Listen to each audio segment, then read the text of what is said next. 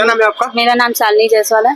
क्या दिक्कत है आपके साथ? दिक्कत ये है कि मेरा पति मुझसे 2021 में शादी किए थे 30 अप्रैल। आपका मायका है का? मायका गाजीपुर है। अच्छा, और शादी कहाँ हुई थी? बलिया बेलथर और तुर्तीपाल गांव में। क्या मैटर है बताइए। मैटर ये है कि मेरे पति विदेश रहते थे, शादी के बाद वो विदेश चले गए सऊदी अरब कमाने, और फिर वहीं से एक मुस्लिम महिला के साथ जिसका नाम रूबी और खुशबू देवी है, और फिर उससे उन दोनों का मतलब अफेयर चलता था, मुझे पता नहीं थी।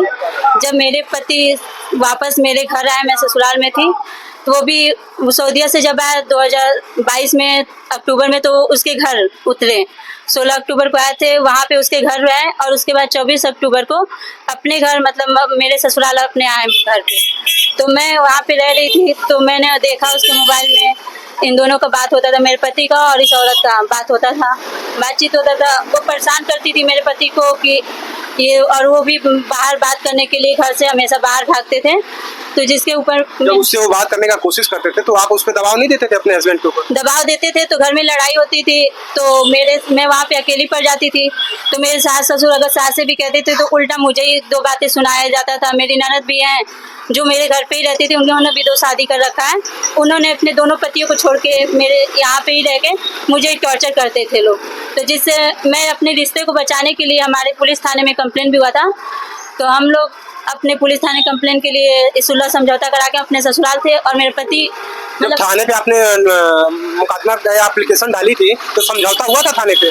समझौता हाँ हम ही ने किया था कि वो बोले थे ना कि हम अपने पत्नी को फिर से अच्छे से रखेंगे, ले जाके। तो वहाँ पे ले जाने के बाद वो फिर विदेश कमाने चले गए, बोले मैं जा रही हूँ कमाने, और वो कमाने के बहाने हमसे मतलब झूठा बोल के मैं जा रहा हूँ फिर चले आऊँगा। तो मैं बोली चलो ठीक है, मैं जा रही हूँ, मैं चले जाती हूँ। कोई लिखा पढ़ी हम लोगों ने कोई कागज नहीं दिए, क्योंकि मुझे ऐसा नहीं पता था मेरे पति धोखा देंगे। तो वो चले गए। तो फिर जब से गए 2022 से, तब से आए नहीं, और 23 में आए थे। वहाँ पे उनके भैया भी रहते थे सऊदी अरब विदेश। तो वहाँ किसके भाई रहते थे सऊदी? मेरे पति के बड़े भाई, मेरे जेठ, वो भी वहीं पे बिजनेस करते हैं, वो भी रहते। तो पता चला कि उनका भाई चला गया, मेरे पति मतलब इंडिया आ गए हैं। इंडिया में मतलब मेरे घर नहीं आए, वो दिल्ली में आए और अपना mobile number, Instagram, Facebook, WhatsApp सब बंद कर दिए थे। वो आपके पति बंद कर दिए? हाँ, हमारे पति बंद कर दिए थे। तो इसकी सूचना पहले मैंने फिर दोस्तों से पता लगाया उनके, जिसका मेरे पास नंबर था, कि आप मेरे पति को जानते हैं, मेरे पति कहाँ है, मनीष कहाँ है। जो आपके पति थे उनके बड़े भाई साथ में रहते थे, उनसे नहीं पूछे कि हमारे पति को कहाँ छोड़ दिए, कहाँ चले गए आपके साथ जब गए हुए थे? तो नहीं, वो अलग से गए थे। वो लोग दोनों लोग भाई अलग अलग रहते थे। वो वहाँ से चले आए तो उनको नहीं पता था कहाँ गए हैं, तो उन्होंने पूछा था, उन्हें नहीं पता था। फिर थाने पे मुकदमा या एप्लीकेशन नहीं डाली कि हमारे पति? हाँ, हम थाने पे डाले थे, तो उन्होंने ये बोला गुमशुदगी में लिखवाना चाहिए आपको ना। हम लिखवाए थे, दिए थे। तो वो बोले कि ये दिल्ली का मैटर है, आप दिल्ली में जाइए, दिल्ली से आप जाके उनको ढूंढिए। अच्छा, अपने थाने पे आप गई गुमशुदगी के लिखवाने के लिए, तो बोले कि दिल्ली का मैटर है, दिल्ली चले जाइए। हाँ, दिल्ली का मैटर है, ये दिल्ली चले जाइए। तो हम दिल्ली जाने के सक्षम नहीं थे, हम महिला बेबस हैं, कमजोर हैं, तो इसलिए हम जाके दिल्ली में नहीं। और वो लड़की भी मुझे बार बार धमकियाँ देती है, मुझे मारने की भी धमकियाँ देती है। अच्छा, वो लड़की मुस्लिम है, उसके बावजूद भी आपको धमकी देती रहती है मारने की? हाँ, क्योंकि वो मेरे पति का सपोर्ट पा करके, मेरे ससुराल वालों को मेरे पति का सपोर्ट पा करके मुझे बार बार जान से जान की मारने की धमकियाँ देती रहती है। और वो मुस्लिम है, उसके 2 बच्चे भी हैं। बच्चे का नाम, अच्छा, उस लड़की का भी शादी हुई थी कि नहीं? हाँ, उसकी शादी हुई है, उसके पति का नाम दिनेश राम है, दिनेश नाम है। अभी सरकार से क्या चाहती हैं आप, क्या मांग करना चाह रही है? हम सरकार से यही चाहते हैं कि जब हमें छोड़ दिया जाता है तो हम लोग को दर दर के ठोकर खाना पड़ता है।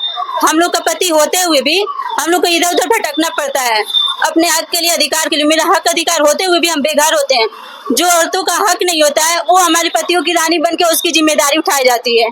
जैसे आज मेरा पति उस औरत से शादी कर लिया, नाजायज संबंध बना रखा है, तो उसका जिम्मेदारी मेरा पति ले रखा। मैं उसकी हकदार हूँ, तो मेरी जिम्मेदारी कोई नहीं ले रहा है, मुझे मेरा कोई हक नहीं मिल रहा। और उसके लिए मुझे कोर्ट कचहरी, पुलिस थाने, सब जगह दौड़ना पड़ रहा है, जहाँ से मुझे कोई सुनवाई नहीं हो रहा। प्रशासन से भी कोई सपोर्ट नहीं मिल रहा? नहीं, मुझे प्रशासन से भी कोई सपोर्ट नहीं। मैं महिला आयोग यहाँ की लखनऊ गई थी, तो वहाँ पे हमने कंप्लेन दिया था, तो वो हमें गाजीपुर बुलाई थी। गाजीपुर गए तो उन्होंने बोला फिर से तुम बलिया के लिए थे।